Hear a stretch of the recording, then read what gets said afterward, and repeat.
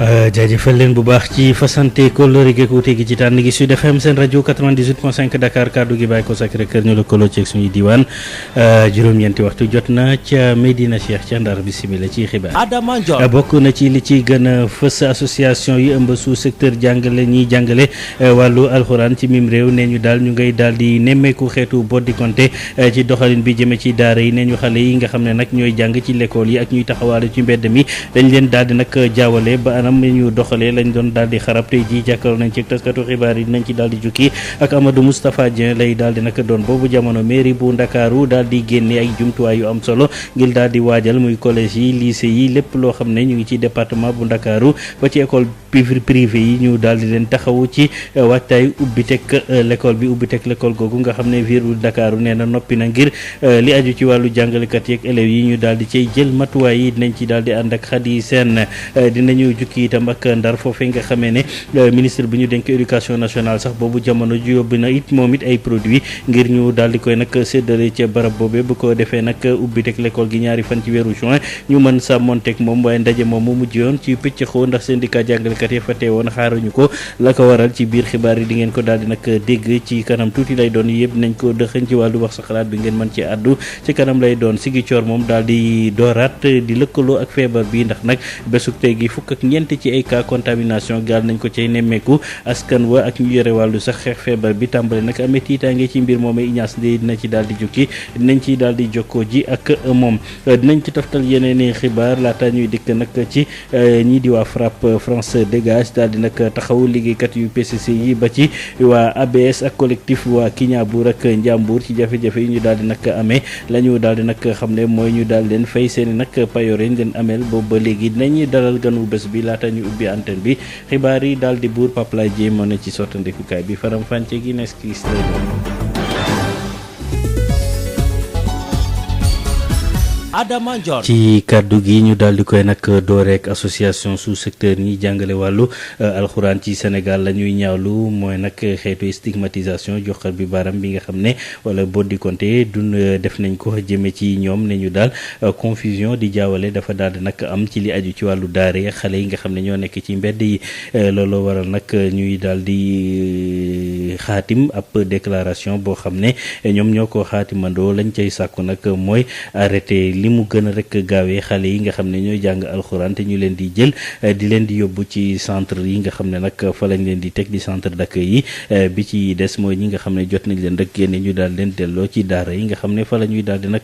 jàngee Amadou Moustapha Dia. jamono ji nga xam ne ñi ngi waagal ubbite l'école bi ñeel ndongo yi nekk ci classe examen yi lee ñi nga xam ne ñoo nekk ci wàllu daara yi ñoom lëlu na ñu ngi waxtaane seeni mbir looloo tax ñetti kuréel bu ci mel ni cadre unitaire de l'islam au Sénégal Ligue des écoles coraniques bu Sénégal ak collectif national des daara moderne daal di siifendoo benn bataaxal di ki yëgle ne ñoom de ñi ngi ñaawlu bu baax boddi konte ak jaawale bi am ci mbirum daara yi ndax kat dañ leen di singali niki noonu di jaawale taalibe yi ak ñi nga xam ne ay xale lañu te di taxawaalu ci mbedd bi looloo tax ci biir bataaxal bi ñu xam ne ministère bi yooyu lépp jëm ci wàllu njaboot gi bu mu taxawalee ay programme ngir jëlee xale yi ci mbedd bi dañoo dem ci daara yi daal di fay jël xale yi yóbbu leen ci seeni kër te lu ni mel dañ ko def ci jaay doole ndax kat dañoo taxawal takk der yi daal di jël xale yi buub leen dugal leen ci ay woto yóbbu leen ci ay centre d'accueil provisoire te lu ni mel amuñ ci benn waxtaan te njëlbeen ak ñi nga xam ne ñoo yore yooyu la daara looloo tax fu mu nekk nii ginnaaw bu ñu ñaawloo boobu lay doxalin ñi ngi joxoñ ay digle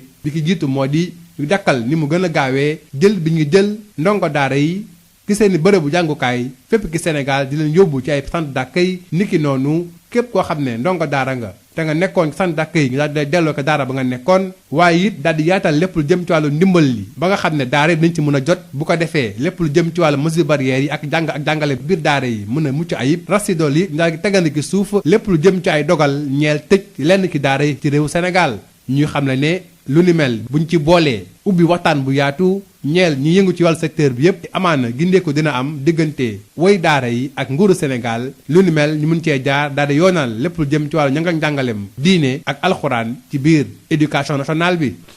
Amadou Moustapha Dieng daal di koy nag jaajëfal ñu ñëw ci lu aju nag ci matuwaay yi mairie bu Ndakaaru di jël yu am solo ngir daal di nag taxaw collège ak lycée yu département bu Ndakaaru établissement yi nga xam ne ñooy privé yi sax desuñu ca gannaaw ñoom ñi nga xam ne itam bokk nañu ci ku ci ne ñu daal leen di séddale lu war a toll ci ñetti masque yi nga xam ne mën nañ ko di weccee produit yeneen yoo xam ne daal dina koy rek gunge maire bu Ndakaaru di Soham Wardini kàddu yi la ci dénk Hadissa. école yi nga xam ne dañ ko tëjoon te président de la république ne daf koy ubbiwaat le 2 juin ñu war ci def nag suñ kéemtalaayu kàttan pour aar njaboot gi aar suñu doom yi ndax bu école ubbee xale yi dañuy xëy di jàngi kon balaa ñoo dem jàngi war nañ leen teg ci ay conditions yoo xam ne dara du leen jot fa ñuy dem ak fa ñuy dikk bu ñu demee dellu si bu ñu indiwaale virus boobu te loolu pour mu am dañ leen war a protéger leen mooy jox leen ay masque jox leen saabu bu ñu raxasee seen loxo yi régulièrement joxe ay gel bu ci classe yi fexe ba du ñu jaxasoo ci biir école bi bañ a nuyoo geste barrière yooyu ñuy wax ñu fexe ba xale yi nga xam ne day nekk loo xam ne c'est automatique te damay ñaan jàngalekat yi man dama doon jàngale damay ñaan jàngalekat man lu ma daan def balaa ma doon commencer sama cours damay waxtaan ak xale yi leçon de morale laa leen doon defal léegi nag Covid moo am nañ leen defal leçon boo xam ne du ñu fàtte mukk geste barrière yooyu ñu koy respecté li ñuy tere yépp pour jàpp doomu jàngoro bi ñu fexe ba xale yi dugal ko seen bopp ba nga xam ne ñoom bu ñu gisee xak ko deful ñoom ñoo ko naan lii nga war a def waroo def ni lii ville de Dakar def nag daf ko war a def ndax éducation ñëpp xam nañ ne compétence transférée la kon bu ñu demee ba nga xam ne lii am na mairie Dakar dafa war a taxaw comme yeneen maire yëpp taxaw aar xale yi seet yan moyen la mën a def à la disposition des écoles pour ñoom ñëpp ñu mën a am yooyu moyen nga xam ne jàngoro bi dana leen daw. volontaires yi am na téeméeri volontaire ak juróom fukk yoo xam ne danañ ko yóbbu ci école yi ñoom ñooy dimbale jàngalekat yi ñooy dimbale administration bi ñooy dimbale itam xale yi pour ñu mën a respecter gestes barrières yooyu ñoom danañ dem ci école yi di leen jàppale ci liggéey boobu. école yi nag commencé nañ nettoyer parce que équipe bu comité technique bi war na commencé déjà tey dem ci école yi pour balewaat ndax comme que pompé woon nañ école yi ba pare léegi li ñu war a def mooy dem nettoyer waat bu soxlaa pompé waat par exemple toilettes yi douche yi ñu defaat ko ñu ngi déglu daal IA Dakar lu mu ñu wax daal nañu lii manqué na fii wala waroon ngeen ko def wala fàtte ngeen fii ñu ngi koy déglu mu ci wax rek ñu ànd ceeg moom def Ndakaaru googu noppi ngir dalal élèves yi ak jàngalekat yi majorité bi maanaam li ci ëpp ci école loolu daal nañ leen désinfecté ba noppi nettoyé li nga xam ne nag mooy classe bi li des rek mooy teg table yi nga xam ne dañuy respecté distanciation sociale bi mu ñu sukkandikoo ci inspectrice académie bu Ndakaaru waaye parents d'élèves yi ñaax nañ leen ñu daal di fexe nag ñu bàyyi élèves yi ñu dem jàngi waaye itam matuwaay ca daal di nag war yëpp ñu daal di koy jël ci wàllu hygiène ak lépp ci xale yi ak ñi nga xam ne ñooy jàngalekat yi xaadi seen inspecteur d'académie proviseur yi principal yi ak directeur école yi ñëpp a ngi jóg ngir rek mën a rek dalal élèves yi ak ndimbalu autorités yi ñaari fan ci weeru juin bi l'école yëpp nag daaj lañ leen di désinfecté lu ci des mooy raxas bi ak teg table banc yi nu mu waree ngir dalal ñaar fukki élèves ci salle bu nekk waaye tamit matériel bu ñuy soxla ngir wàllub hygiène loolu yëpp dinañ ko teg laataal ñaari fan ci weeru juin bu ñu sukkandikoo ci inspectrice d'académie bu Dakar di Khadijatou Diallo. désinfection bi def nañ ko il y a 3 semaines 1 mois loolu démb def naa le point ak proviseurs yi ak IEF yi ak formation professionnelle te désinfection boobu bañ ko laajee autorités sanitaires yi nee nañ mën na durer 6 mois léegi luy des mooy raxasaat école yi bale ko dindi poussière bi ak saleté yi ba pare far di salle de classe yi ba nga xam ne dinañ mën a accueillir xale yi te ñu respecter li ñu wax 20 élèves wala bu fekkee dem na ba nga xam ne mënuñu def 20 ba ñu dem ba ci ay 25 élèves mais 20 élèves lañ wax ci protocole sanitaire bi pour créer distanciation bi. Saint Martin Luther King moom def na loolee ba noppi xaarul autorité yi élèves yi rek ak jàngalekat yi la ñuy xaar ci bés ba tax na mesure d'hygiène yëpp daal dinañ koy tëral daal di koy wax ñi nga xamante ni ñooy personnel bi madame Kébé Madeleine Diakhaté mooy principale bu Saint Martin Luther King. waaw ñun pare nañ ñun xaar ñu nettoyé nañ suñuy salle de classe vraiment defar nañ table banc yi tout est en place nettoyé nañ def lu du xaar élèves yi daal def nañu salle dispatching bi salle de classe bi def nañ fa 20 table banc pour 20 élèves def nañ distanciation bi aussi séparé nañ table banc donc élèves kenn dendal ci sa morom tey prof yi ñëw na bi ñuy waxtaan am na ko porte volontaire dëkkul sore donc moom 6h30 na ko fekk école moom it ñi ko jox thermoflash bi ku ko dugg si rek moom moo lay flash ñu xool am na ñeneen ñaar ñuy taxaw aussi pour guider élèves pour ñu raxas seen loxo avant ñu dem classe buy duggee classe aussi avant cours bi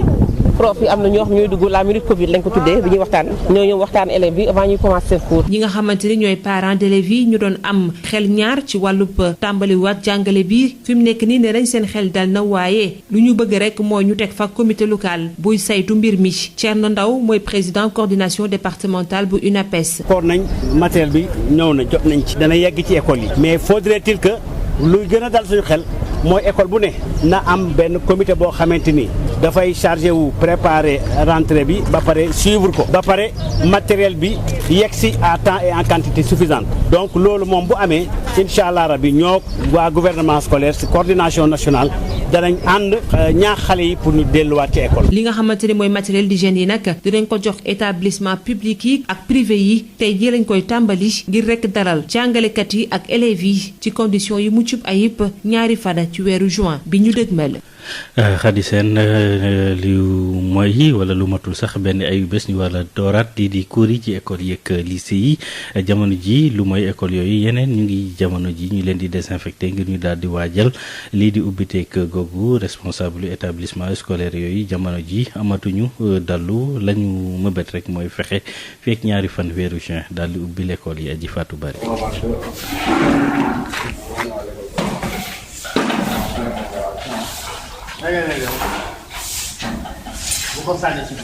ca école élémentaire Colobane 2 benn équipe boo xam te ne lu toll ci juróom benn ci ay góor ñu ngi nekk di bale classe yi ku ci nekk ci ñoom yaa nga yore bale wala brouette wala sax morceau di daal di dindi poussière yi bale waaye itam tonni mbalit yi nga xam te ne moo génne ci classe yi bi la liggéey nag ñu ngi koy amal ci gëtu ki nga xam te ne moo di Ousseynou Sarr moom mi nga xam te ne moo jiite brigade de l'environnement ak sécurité nekk ci commune bu Fass Gueule Tapée Colobane. dinañu pare sax même avant le 2 donc d'ici demain dinañu yeggali liggéey parce que 12 établissements la ñu war a defar sur 12 établissements à l'heure que je vous parle defar nañu 5 établissements donc bii mooy 6e bi kon ça montre que ne donc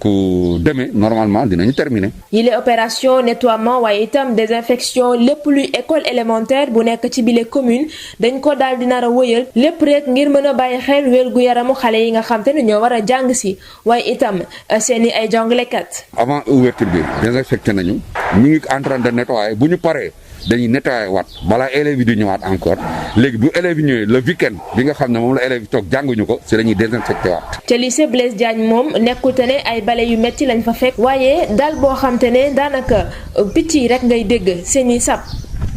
ci bile kuuru lycée nag lépp dafa daal di set doo fi gis benn mbalit salle de classe yi nga xam te ne ndongo yi war a def terminal ñoo ciy jàngee foofu itam mu ngi set wecc. ñun moom kàttan yàlla amuñu problème ba léegi moom incha allah rabbi amuñ du ñu am benn problème ak classe yi set nañu toilette set nañu.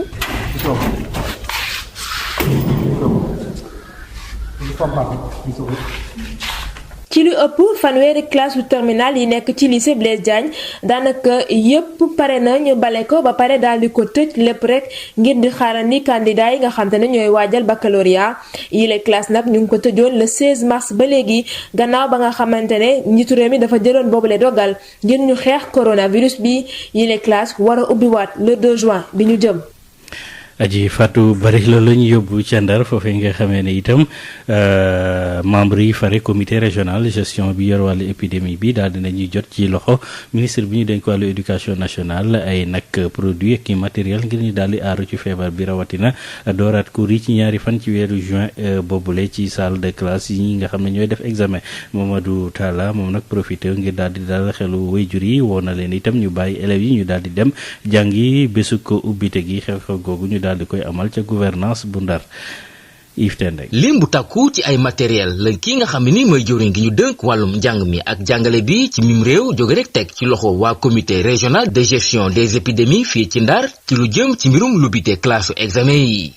Mamadou Talla. indi nañ fi matériel boo xam ne loolu mooy premier élément bi c'est-à-dire suñu amul matériel bi kenn du xalaat tijji parce que mënoo tijji fekk condition yi ñu bind ci protocole sanitaire bi amul ñun nag indi nañu matériel pour tijji indi nañu également beneen matériel pour élèves yoo xam ne ñoom pour le moment duñu ñëw mooy ñoom ñuy def apprendre à la maison. muy ay jumtuwaay yi nga xam ne ni dañoo rek yokk ci jumtuwaay yi nga xam ne ni maire bu commune bu Ndar ak waa comité régional bi daal nañ ko rek jël ngir gunge nguur gi ci lubbite école bi lee. donc di ko wax ni ñun au niveau de la commune pare nañu pour jàppale lépp lu nga xam ne état bi mu ngi koy def pour que lubbite école bi ñu jëm mu nekk ubbite boo xam ni ñi ñëw di jàng ak ñuy jàngale du ñu am benn problème et ci loolu maanaam mairie bi am na yoo xam ne jënd na ko dolli leen ko loolu thermoflash ay masque maanaam nettoyer aussi les écoles ak yeneen mesures yoo xam ne jël nañ ko ci pour que élèves yi nga xam ni dañuy jàngi à partir de ñu mën jàng ci anam yu rafet. kii di jëwriñ gi ñu dënk wàllum njàng mi ak jàngale bi di Mamadou Talla daal di itam sukkandiku ci bis bi ngir woote jëmale ci mboolem waajur ndongo yi ngir ñu bàyyi xale yi ñu jàng ji ci bisu ñaari fan ci weeru juin bi ñuy dëgmal. di wax rek parents yi yoo xam ne ñu ngi hésité loolu nag si addina bi yëpp la en ce moment ku ñu wax ne rek demal yóbbu sa doom école nga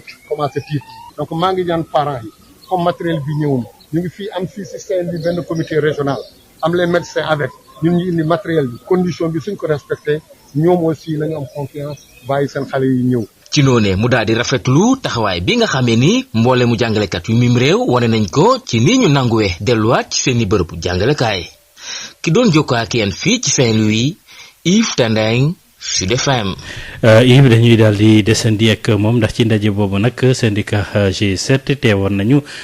ci ndaje boobule waaye nag xaaruñu mu jeex ndax dañ leen lànk jox kàddu gi loolu waral ñu daal di nag génn dem ndax ne ñu am nañu ay préoccupations yu ñu bëggoon rek fësal tax secrétaire général bu CUSEMS ca Saint-Louis di ci yëkkati kàddu ne ñu itam ñu ngay daal di ñaawlu lu war a toll ci téeméer ci ay enseignants yu nga xam ne jotuñu def déplacement bi Ansoumana Diatta ñu déglu ko ba tey ak Yves Tendeng. dañ ñu invité woon fële ci gouvernance Saint-Louis ñu fàttali ni inspection d'académie bu Ndar moo ñu fa invité nañu ministre éducation dafa war a ñëw pour joxe matériel pour ouverture classe léegi bi loolu amee syndicat G7 yépp ñëwoon fa léegi nag bu ministre bi ñëwee cérémonie officielle daal di tàmbali jox ñëpp wax maire bi wax na waa conseil départemental ba ci association parents d'élèves yi ministre bi wax léegi ñun nag étant partenaires sociaux tamit nangu ñu jox kàddu ñu wax léegi bi ñu gisee loolu nag ne gannaaw boolewuñu ci bu yeboo ñu jël suñuy bagage dem loolu lañ daal di def syndicat yépp àggaliwuñu cérémonie officielle bi léegi foofu nag danoo bëgg a wax ne gannaaw boolewuñu ci dara ñun lépp lu mën a xew ëllëg suñu responsabilité engagé wu bu boobaa nag ministre bi na jël ay responsabilité léegi nag tey ci suba dafa am ay jàngalekat yu ñu waroon jëlee Ndar yóbbu leen ci seen bërëb liggéeykaay ñii di dem Dakar ñii Thiès ñii Louga ak yeneen localité buñ fa demee nag fekk nañ fa ay limu jàngalekat yu takku waaye nag ci mujjantal bi ñeenti bis donc ñoo jotoon a dem léegi ñu bàyyi fa lu mot 135 enseignants yoo xam ne amuñu oto mais di ko naqarlu parce que boo fekkee jàngalekat yi tey fekk nga leen ci situation bu jafe ñii yor seen doom amuñu fu ñu toog ci naaj bu tàng bi lañ nekkoon loolu ñu koy ñaawlu ba fu ñaaw la yam ñoo daal di dem Ziguinchor foofee nag dañoo daal di nag daanaka sóobuwaat ci feebaru coronavirus bi ndax fukk ak ñeent ci ay cas yu bees dañu daal di enregistré bésuk alxames gi benn cas grave daal nañ koy rek signalé itam ca centre traitement bi nga xam ne mooy taxawu way feebar yi ca Ziguinchor muy situation boo xam ne nag indiwaat na jiixi jaaxa ci xel yi ci askan wi waaye itam ñi nga xam ne ñooy yëngu ci wàllu corps médical bi Ziguinchor Ignace Dey. situation feebar bi di coronavirus mu ngi tàmbali di jéggiwaat dayoo fii ci diwaanu Ziguinchor bu ñu jàpp ni ci jeudi bi am na fukk ak ñaari cas positif yu bees yi nga xamante ni nemmeeku nañ ko di ay cas positif yu bàyyeeko ci cas bi ñu jàpp ni cas communautaire la te ñu jot ko nemmeeku fan yi ñu génn ci quartier bu ko fii ci commune Ziguinchor di benn góor bu am lu toll ci 73 ans ñu jàpp ni sax suñu deful ndànk cas yi mun naa yokku ci waxtu yu ñu dëgmal ginnaaw ay cas contact yi nga xamante ni kilifa yi ñu ngi leen di suivre cas contact yi ni mel bàyyeekoo ci cas bi nga xamante ni nemmeeku woon nañ ko ci Bukot ci fan yi ñu génn mel ni loolu doyul ci ñi nga xamante ni jamono yi ñoom la ñuy faj ci hôpital régional Ziguinchor ci centre de traitement bi am na ci jamono yi benn cas bu graaw tey jii ñu ngi toll ci fukk ak juróom-ñeenti malade yi nga xamante ni jamono yi ñu ngi leen dalal ci hôpital régional de Ziguinchor ci centre de traitement bokk na ci cas yi ni mel benn cas bu grave bi nga xamante ni mu ngi nekk foofu ginnaaw bi ñu demoon ba jàpp ni sax feebar bi jóge na fi ginnaaw cas locaux yi ñi nga xamante ni ñoo yore feebar bi fii ci diwaanu Ziguinchor kenn nekkatul ci centre de traitement ñu koy faj ñeenti cas importé yu bàyyeekoo Guinée-Bissau dong ñoo fa desoon tey jii Ziguinchor delluwaat na ci li nga xamante ni moom mooy feebar bi ak ay cas positif yu ñu nemmeeku ci waxtu yu ñu génne te loolu tàmbali di indi njàkkare ak tiitaange ci askan bi fekk baax fii bokk na ci tamit ñi nga xamante ni ñooy waa kër docteur ñoom ñi nga xamante ni nëbbuñu seen jaaxle ci cas positif yi nga xamante ni mu ngi law ci waxtu yu ñu génn Ziguinchor Ignace Dey Sud FM. Ignace ci la ñuy daal di tàbbi fële ca Kaolack foofu nag lu mooy ñaari cas yi nga xam ne nag déclaré nañ ne amee nañu yëf yi foofa ca Daaru Salaam ak Taïba Niassène comité départemental bi yore wàllu mbas mi ca Nioro def na bilan bi ba tàmbale na dal xelam ci yorin bi nga xam ne yor nañ ko coronavirus bi Kaolack Mamadou Camara. kuréel bi ñu samp ci département Nioro muy saytu lépp lu jëm ci wàllub yenn feebar yi muy épidémie ñoom kat rafetlu nañ ni liggéey bi doxee foofu pour ñu janoog li nga xam ne moom mooy mbas mi ci département Nioro. Abdoul Aziz Diagne moom mooy préfet département Nioro. Abdoul Aziz Diagne. ñaar ñi nga xam ne jotoon nañ indi feebar bi kii si Daaru Salaam keneen ki si Taïba Niassène wér nañ ba dellu si nañ si seen njaboot. ñeneen ñi nga xam ne jotoon nañ leen wàll dañ nekkoon Daaru Salaam wér nañ ñibbisi nañ. ñeneen ñi nga xam ne dañu jege woon trop ñi feebaroon Daaru Salaam ak Taïba Niassène xool nañ seen wér-gu-yaram def bu ñu defee prélèvement yi ba pare dara jotu leen te ñi nga xam ne également dañ doon laam-laamee ndax feebar nañ wala feebaruñu bu ñu defee prélèvement yi dara nekkul seen yaram donc jàpp nañ ne feebar bi jeex na si biir département Nioro waaye loolu warul tax ñu naagu yaakaar ne jeex na rek li fi nekkoon nekkaat fii ñu jaaxaan déedéet nañuy continuer di takku di farlu ñu xam ne feebar bi dafa làqu rek parce que am na ñoo xam ne moom la ñu wooyee les sujets asymptomatiques ñi yore jàngoro bi si seen yaram te amul lan lu koy wane ne feebar nañ seen yaram tàngul seen biir dawul soqatuñu defuñu dara te ñooñu ñu ngi si biir askan bi kan moo ko si am kenn xamul ndax préfet la kenn xamul ndax maire la kenn xamul docteur la kenn xamul kanax kan la. moom préfet département bu Nioro di rafetlu liggéey bi nga xam ne ñëpp def nañ ko pour mbas bi bañ a law ci biir département bi ak li ko wër di fàttali tamit li nga xam ne moom la kilifa yi dénkaane muy mesure barrière yi ci bërëbu liggéeykaay yi ak ci biir école yi ak tamit ci julleekaay yi. Kaolack Mamadou Camara Sud FM. ñu des ak moom Mamadou Camara ak préfet bu département bu Nioro joxe na ay digle yoo am solo ci sàmmonteeg li nga xam ne mooy li ñuy def ba daal di mucc nag ci feebar bi Abdoul Aziz Diagne préfet bu département bu Nioro nekk itam président comité départemental bi xeex wàllu mbos mi ci Nioro ñu déglu ko ak Mamadou Camara. ñuy ñaan maire yi pour que fépp foo nga xam ne amul ndox nañ fexe ñu teel fa indi ndox balaa école di ibbi te loolu dafa bokk ci conditions yi nga xam ne incha allah jàpp nañ ne dina yombal reprise bi li nga xam ne également loolu lañ doon rafetlu mooy accompagnement collectivité territoriale yi rawatina maire yi comme mu nekk par rapport ak xeex mbas bi également pour préparer reprise des cours te loolu jël leen ci ay matuwaay jënd ay masque joxe ko jënd ay produits d'hygiène joxe ko jënd ay dispositifs lavage des mains jënd ko pour jox ko incha allah inspection ñu mën ko tasaare ci bi école yëpp li may ñaan mooy conseil départemental mu dugal loxoom ci reprise bi parce que gisaguñu ko dégguñu ko xamuñu ci lan la nekk te loolu dafa am cër boo xam ne état daf ko jox à travers une loi mu nekk une compétence boo xam ne dañ ko transféré jox ko pour les CM et le lycée ñu ngi koy lancé appel weesagul pour que mu ñëw dugg ci mbir boobu waaye wax naa également bu conseil ñëwee conseil départemental bu ñëwee xayrun bu ñëwul ñaan naa maire yi te ñu ngi ci biir pour que lépp li nga xam ne war nañ ko def pour préparer CM yi préparer lycée yi nettoyer leen désinfecter leen dinañ ko def bu fekkee ne maire am na maire boo xam ne am na tolof te defu ko préfet nee na dina jël matuwaay yëpp incha allah pour que lépp li nga xam ne war na ñu def ko pour que incha allah ñu mën a nettoyer CM yooyu nettoyer lycée yi pomper leen pour que xale yi jàngalekat yi mën a dugg foofu ci anam yu mucc ayib. ñu daal di nag wéy ak yéen ba tey ak lu aju ci wàllu enterrement yi coow lu rëy daal di ci nag juddu bi ci mujj mooy bi am ca jàmm gën si Cap Mbao ba tax kañ fa bëggoon nag ropp ay jàppante doxoon ci digg bi ba am nañ ca gaal di gaañ loolu war nag gouverneur bu région bu Ndakaaru di daal di ñaawlu mbir moomee di it wax askan wi ñu daal di nag delloo si seeni nag xel ndax matuwaay ca war yëpp dañ koy daal di jël moom gouverneur Thierno Alassane Sall yëkkati na ci kàddu ak Babacar Samb. lu doy war am na dem. askan bu génn taxaw ni diw mii ngeen di bëgg a denc fii lay du ngeen ko fi denc parce que Covid moo ko rey loolu ku ma ko waxoon man du ma ko sax gëm lu rafetul la tegginuwul ca leer na ma it teguwul ci diine teguwul également ci suñu ay valeur parce que ñun suñu valeur ñëpp xam nañ ko gannaaw diine bi teraanga la jàppalante solidarité kon bu fekkee loolu am na xëy na ña ko def dañoo xamul rek moo tax may profité wala également ci caravane bi di leen di wax ni képp ku nga xam ni faatu nga moo xam ci Covid la wala ci beneen feebar balaa ñu lay denc lépp lu war ci ay mesures dinañ ko jël ba du am benn jafe-jafe ci ñi lay denc. rawatina nag ci Covid am na protocole bu nga xam ni borom xam-xam yi xalaat nañ ci jébbal ko ñi nga xam ne ñoo yor protocole bi muy sapeur pompier service d'hygiène personnel de santé ak Croix-Rouge.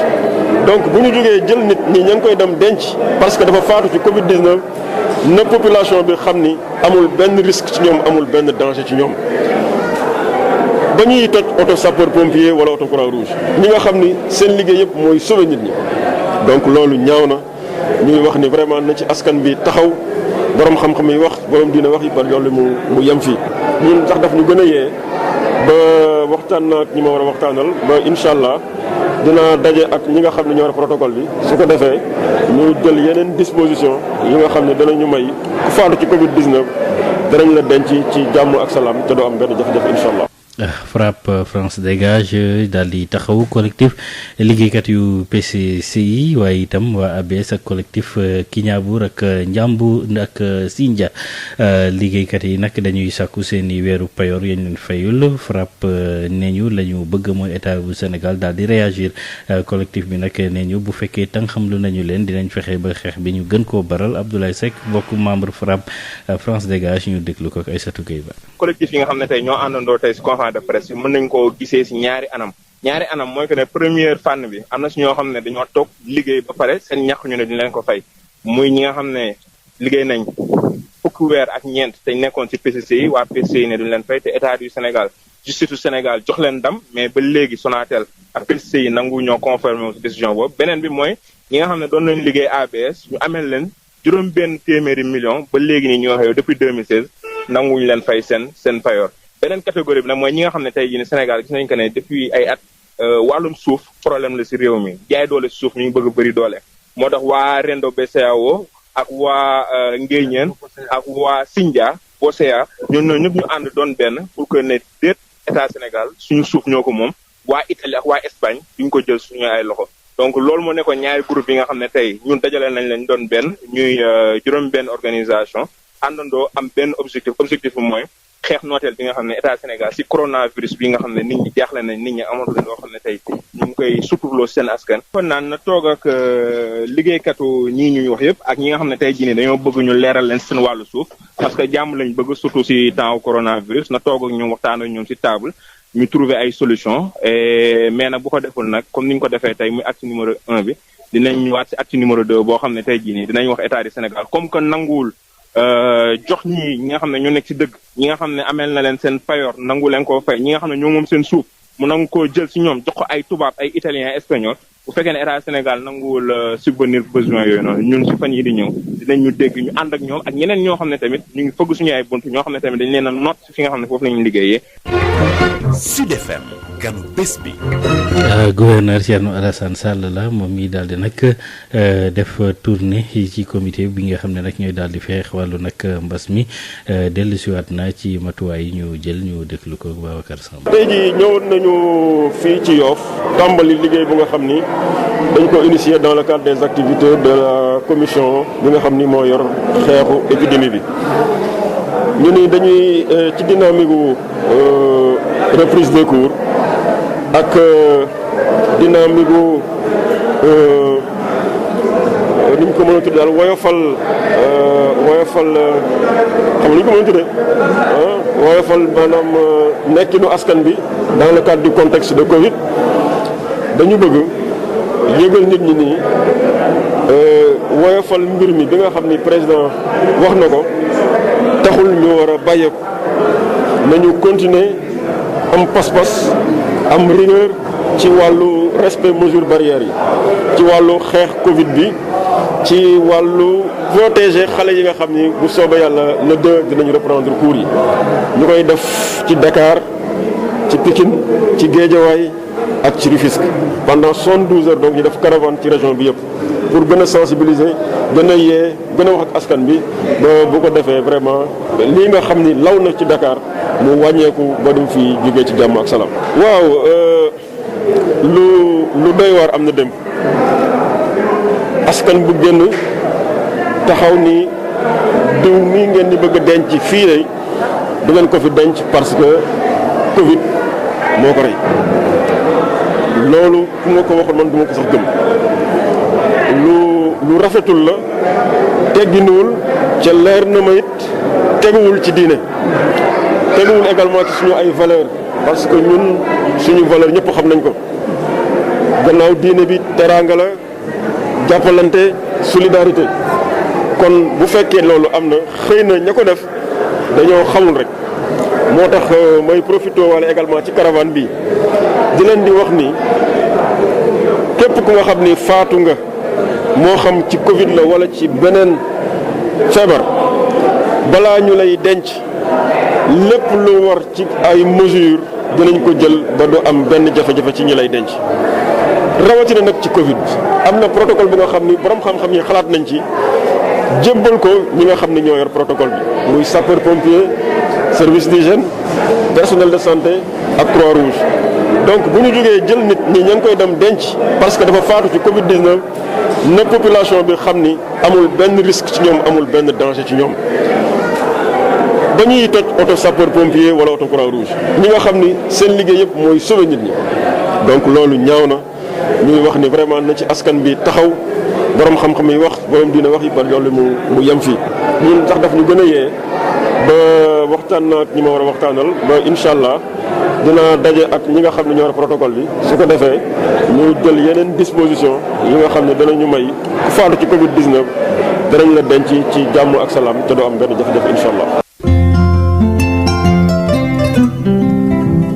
Alliance nationale des communautés pour la santé ñu gën ko xam ci ANCS mooy taxaw ci wetu ministère de la santé ngir lii di coronavirus bañ a law ci biir réew mi. Alliance nationale des communautés pour la santé ñu gën ko xam ci ANCS di ñaax mboole sem ñi nga xam ne ñoo nekk ci biir réew mi ñu sàlloog dogal yi nga xam ne waa kër docteur jox nañu leen ko ak ministère de la santé mu di ngeen di raxas seeni loxo ba mu set ak ndox ak saabu ak jëfandikoo gel hydroalcoolique bu ngeen di sëqat ngeen jël mouchoir te bu ngeen ci noppee ngeen sànni ko ci pollu mbalit wala ngeen lem seen conc loxo ngir sëqat ci biir bu leen joxe loxo te it dee leen moytu lii di dajaloo ay mbooloo bu ngeen yëgee lu ngeen miinul seen yaram lu mel ni coono ci noyyi sëqat ak yaram bu tàng ngeen woote ci 800 00 50 50 te du ngeen ci fay dara. ANCS, l'expertise communautaire au service de la santé. ANCS, l'expertise communautaire au service de la santé. Alliance nationale des communautés pour la santé ñu gën ko xam ci ANCS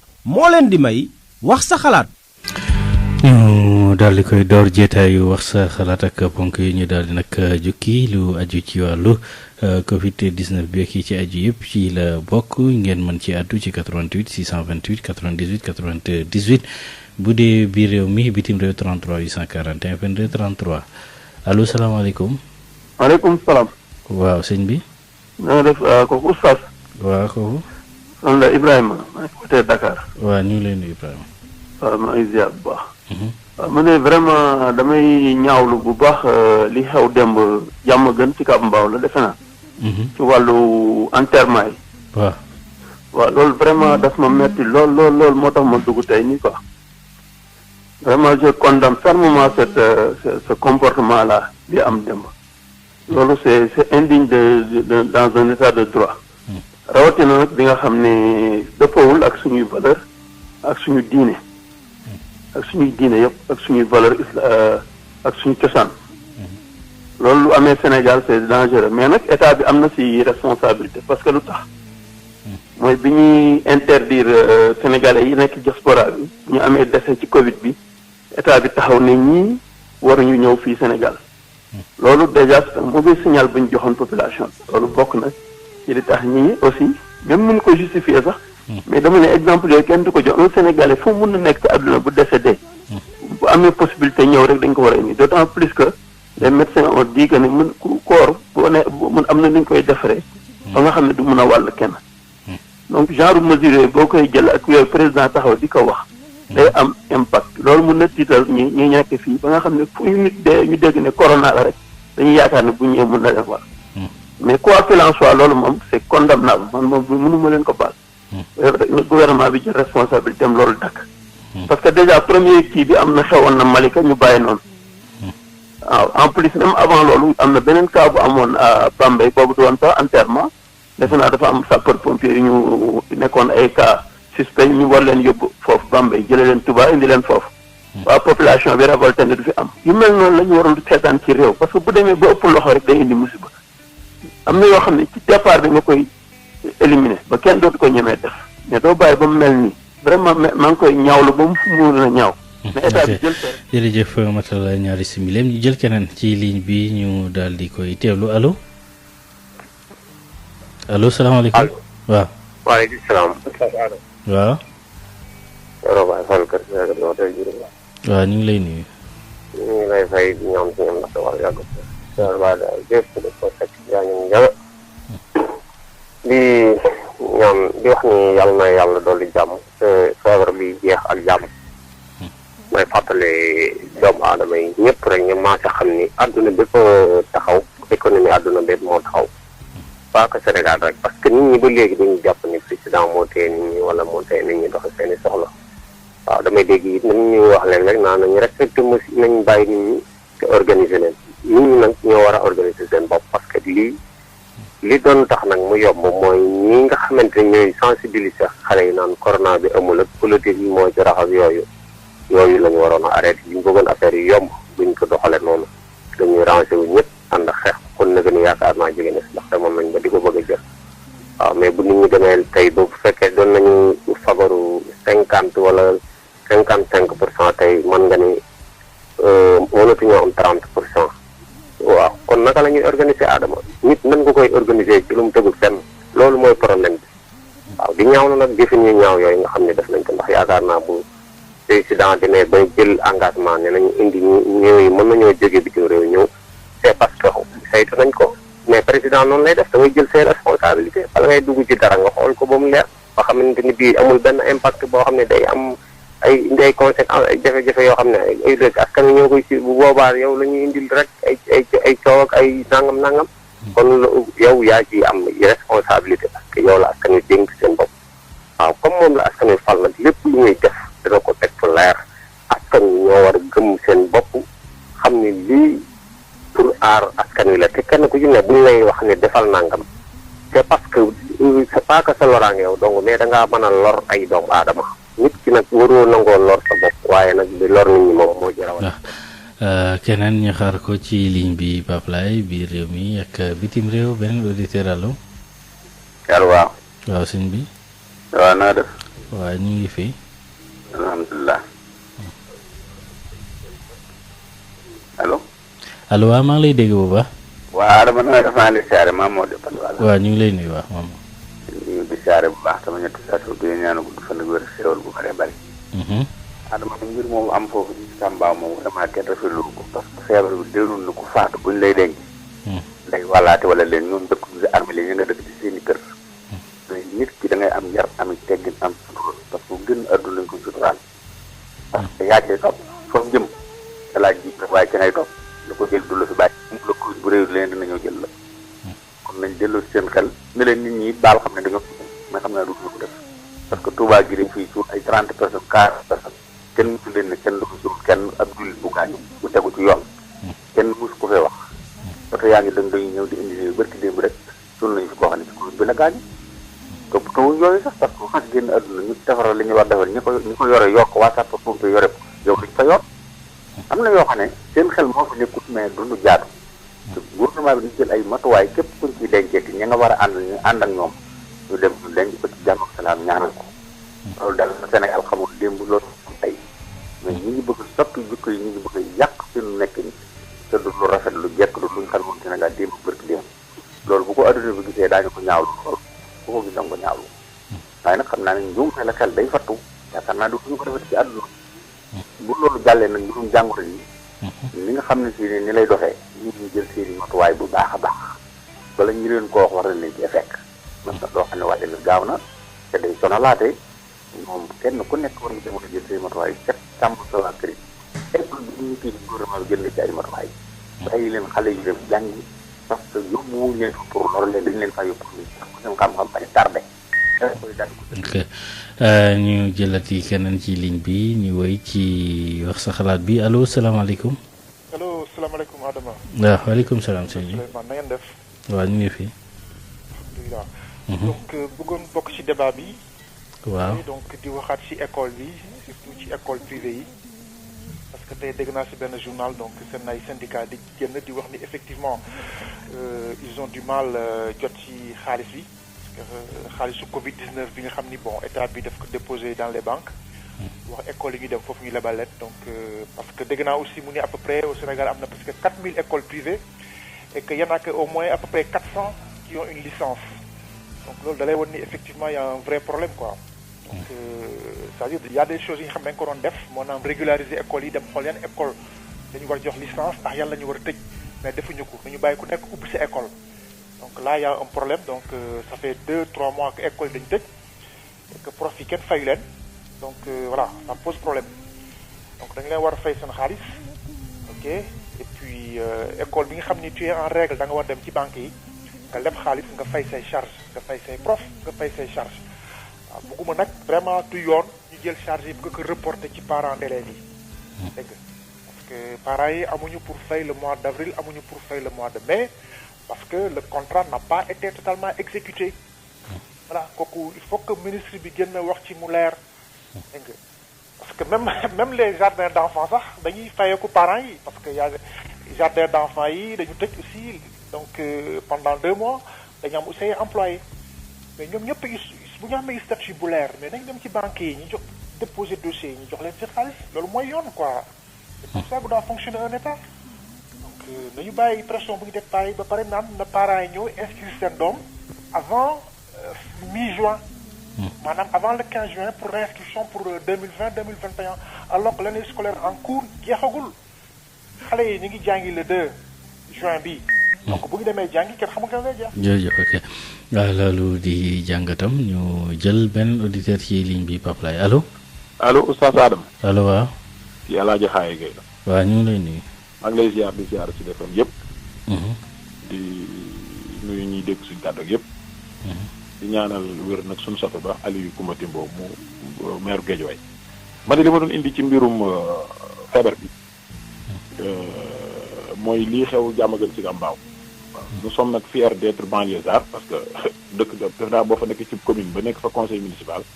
am na loo war a loo kii ci réew mais nag dama ko condamné fermement. li tax ma condamné ko mooy que dañoo war a xam ni Diamaguène Sicap Mbao benn commune la ci commune 16 communes yi nga xam ñoo nekk Pikine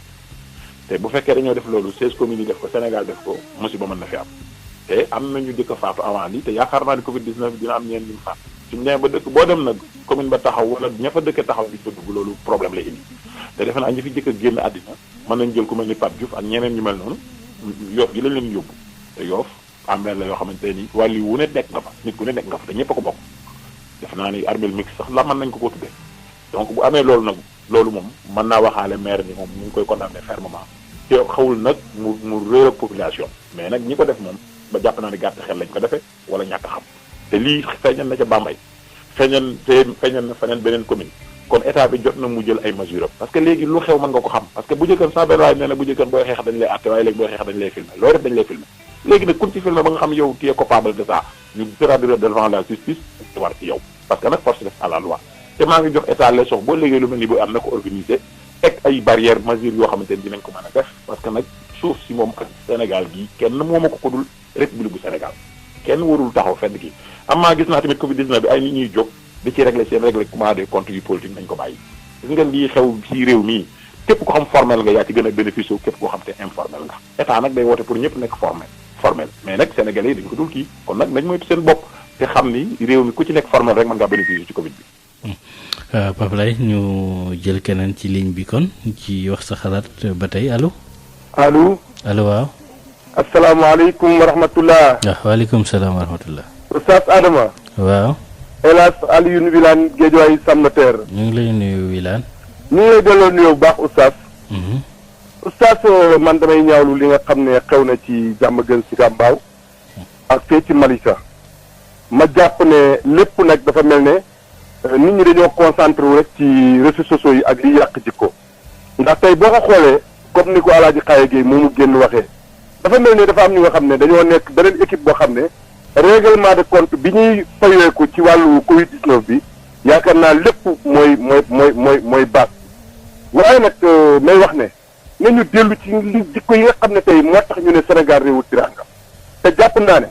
yaakaar naa ne li ñu amoon ci worma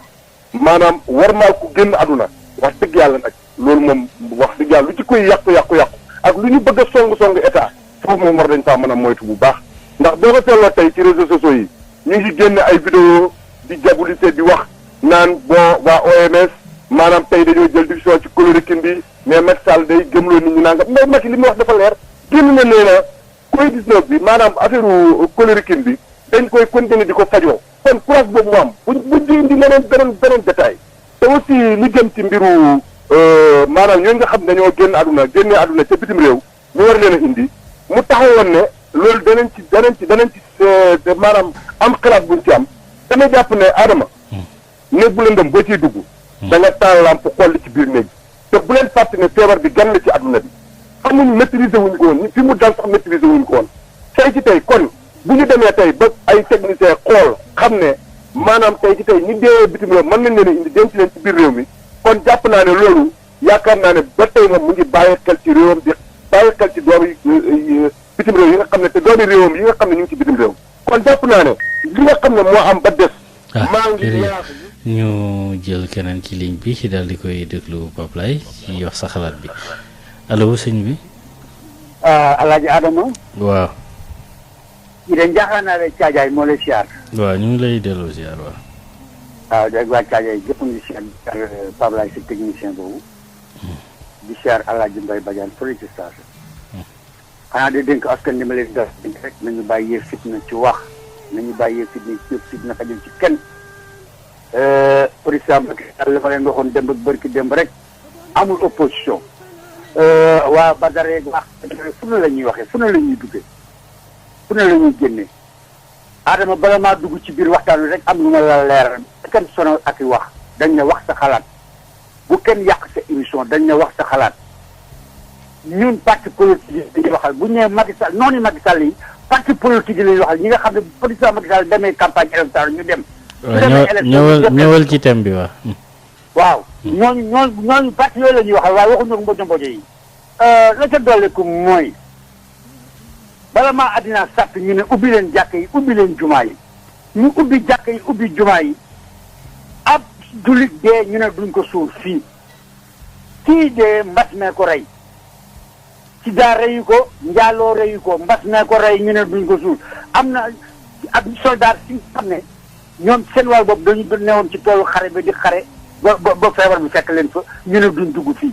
kon nañu xoolaat li ñuy wax ay jullit lañu nekk ci cadre jullit waaye ñii di jullit ñi dee ñu ne duñ ko suul fii ba pare ñu naan ubbi leen jàkk ubbi leen jumaa yi kon tëj leen jàkk yi jumaa yi comme jullit amu fi ginnaaw bu loolu passé xalifa général kul murid yàlla na fi yàgg tànn ak wér. Pape Lay ñu jël beneen auditeur ci ligne bi bu fekkee waxtu bi des na allo waaw. allo Adama. waaw. waaw man la Anna Mbembe di woote Parcelles. waaw ñu ngi lay waaw maa ngi leen di nuyu itam. Sénégalais mu ragal bu jàkkaarloo moom lu muy jëkk a def mooy fexe ba soreek moom gérer mbas gérer situation la bés bu nekk ak lay xew ñëpp la jaaxal ñëpp la bett kenn jàngalewu ko woon ci ay diplôme am situation bu jaxase réew yëpp la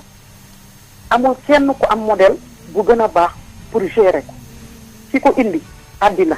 yàlla lu tudd ku ko fi mën a jële yàlla lu tudd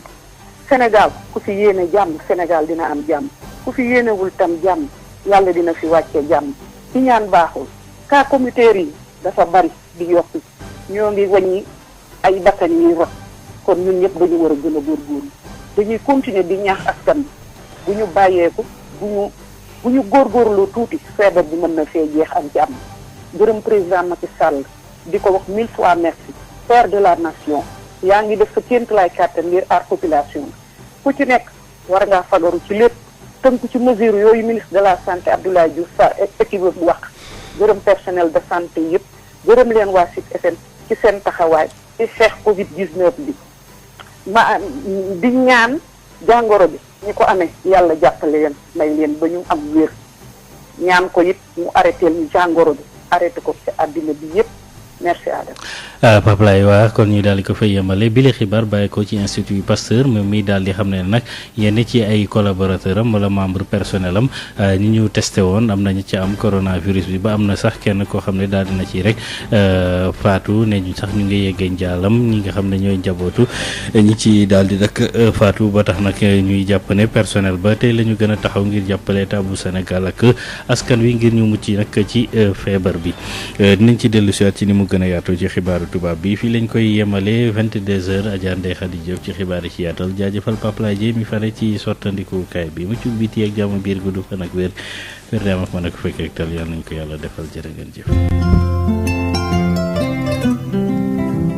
Alliance nationale des communautés pour la santé ñu gën ko xam ci ANCS mooy taxaw ci wetu ministère de la santé ngir lii di coronavirus bañ a law ci biir réew mi. Alliance nationale des communautés pour la santé ñu gën ko xam ci ANCS di ñaax mboole sem ñi nga xam ne ñoo nekk ci biir réew mi ñu sàlloog dogal yi nga xam ne waa kër docteur jox nañu leen ko ak ministère de la santé mu di ngeen di raxas seeni loxo ba mu set ndox ak saabu ak jëfandikoo gel hydroalcoolique bu ngeen di sëqat ngeen jël mouchoir te bu ngeen ci noppee ngeen sànni ko ci pollu mbalit wala ngeen lem seen conc loxo ngir sëqat ci biir bu leen joxe loxo te it dee leen moytu lii di dajaloo ay mbooloo bu ngeen yëgee lu ngeen miinul seen yaram lu mel ni coono ci noyyi sëqët ak yaram bu tàng ngeen woote ci 800 00 50 50 te du ngeen ci fay dara. ANCS, l'expertise communautaire au service de la santé. ANCS, l'expertise communautaire au service de la santé. Alliance nationale des communautés pour la santé ñu gën ko xam ci ANCS